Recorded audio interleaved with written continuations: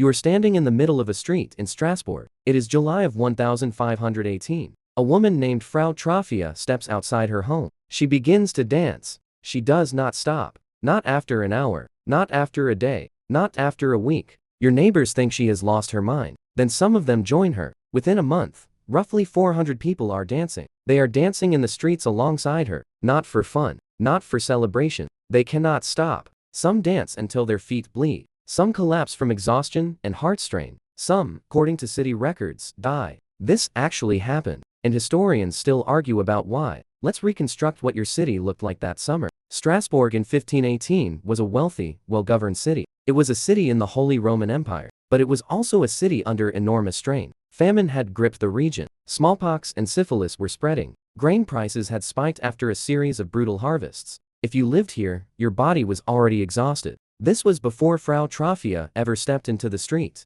The city notaries kept careful records of what followed, and those records are the reason we know this story at all. Physicians at the time were called in. They were called to examine the dancers. They ruled out demonic possession. They ruled out deliberate performance. Their official diagnosis was something called hot blood. This was an imbalance they believed could only be cured by more dancing. It could not be cured by less. So the city government did something absurd. It sounds almost absurd today. They built a stage. They hired musicians. They believed dancing the affliction out of the body was correct. They thought it was the correct medical treatment. For weeks, official city funds paid for drummers and pipers. They wanted to keep the rhythm going. They were hoping exhaustion would break the spell. It didn't. It made things worse. More people joined. Contemporary chroniclers described dancers with swollen feet. They described them with vacant expressions. Their bodies moved as if driven by something external. It was outside their own will. Some accounts claim as many as 15 people were dying per day. This was at the peak of the outbreak.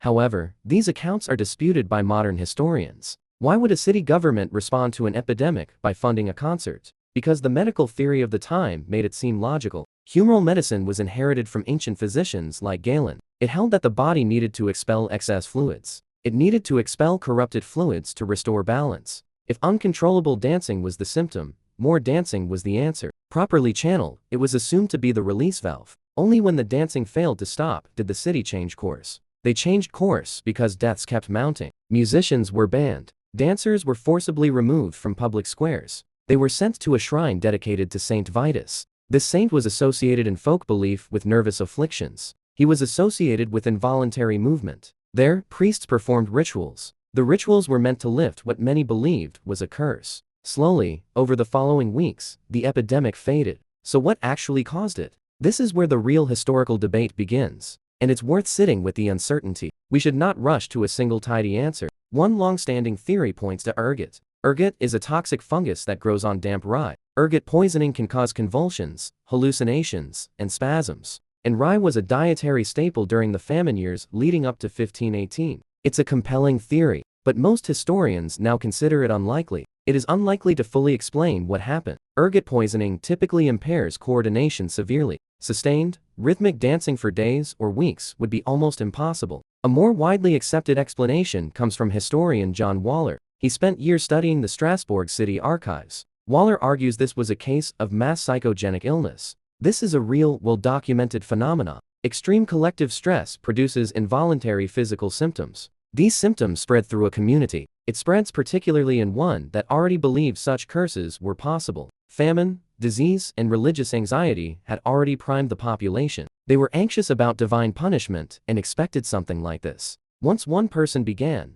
belief did the rest. Here's what makes that explanation so unsettling. It means the human body can override its own conscious control. This happens when pushed into extreme psychological distress. It happens not through any external toxin. It happens through belief and fear alone. Does that sound impossible to you? Consider that mass psychogenic episodes are still documented today. They happen in schools, in factories, and in communities under acute stress. The mechanism your ancestors experienced in 1518 has never gone away. Let's return to the street for a moment. Imagine your own legs moving without your permission. Imagine your body screaming with exhaustion. Meanwhile, musicians paid by the city government play faster. They play faster to help you sweat it out. Imagine watching your neighbor collapse beside you, and instead of stopping the music, someone hands the drummer another coin. That was the treatment your city considered scientifically sound. It's tempting to look back and think medieval people were simply gullible. We think they were quick to invent supernatural explanations, especially for things they didn't understand.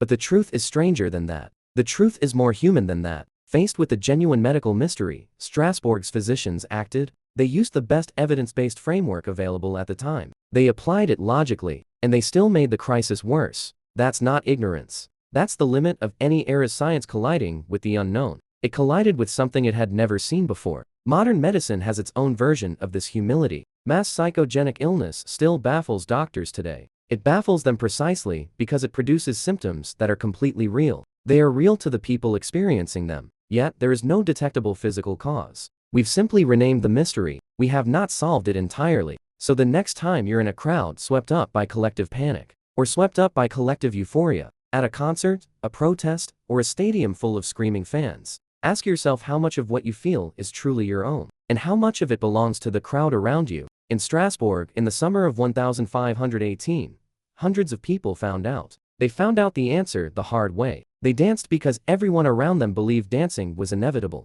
and belief turned out to be one of the most powerful forces in human history. You are standing in that same street today. The music has changed. The reasons haven't.